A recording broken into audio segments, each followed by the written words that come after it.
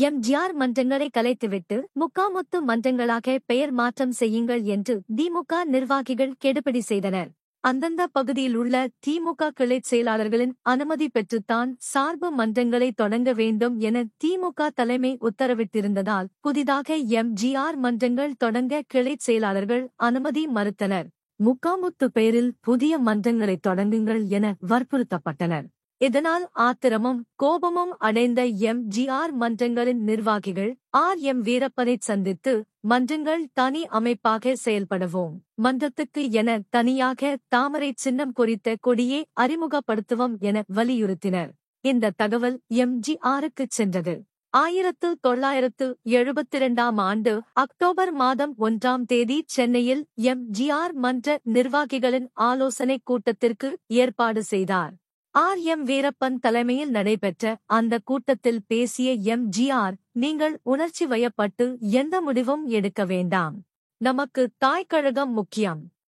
மன்றங்கள் அதற்கு உட்பட்டுத்தான் செயல்பட வேண்டும். தனிக்குடியுடன் தனி அமைப்பாக யாரும் செயல்படக்கூடாது என கூறினார். வந்திருந்த எம்.ஜி.ஆர். மன்ற நிர்வாகிகளும் தொண்டர்களும் பெரிதும் கவலையும் வேதனையும் அடைந்தனர். அப்போது கூட்டம் முடித்து காரில் ஏற வந்த எம்.ஜி.ஆரிடம் இந்திய இளவரசன் எம்.ஜி.ஆர். மன்றத்தைச் சேர்ந்த துடிப்புமிக்க இளைஞரான சைதை துரைசாமி, அண்ணே, நீங்களே எம்.ஜி.ஆர். மன்றங்களை குளோஸ் பண்ணிட்டீங்க, இனி நாங்கள் எல்லாம் அனாதையா திரிய வேண்டியதுதான் எனக் கூறியுள்ளார். அதைக் கேட்ட எம்.ஜி.ஆர்., பொறுமையா இருங்க, எல்லாம் நல்லபடியா நடக்கும், நான் இருக்கேன், பாத்துக்கறேன் என ஆறுதல் கூறிவிட்டு புறப்பட்டுச் சென்றுவிட்டார். அதன் பிறகும் திமுக நிர்வாகிகளின் கெடுபிடி அதிகரித்தது. திமுக பொருளாளர் எம்.ஜி.ஆரும் புறக்கணிக்கப்பட்டார்.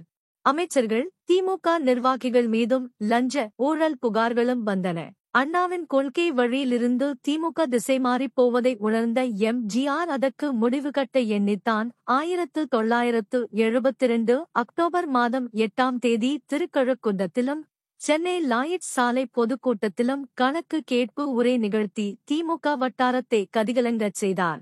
அக்டோபர் 1ஆம் தேதி வெளியான சைதை துரைசாமி என்ற ரசிகர் மன்ற இளைஞனின் குமுறல்தான் 8ஆம் தேதி எம்.ஜி.ஆர். மூலம் எரிமலையாக வெடித்தது.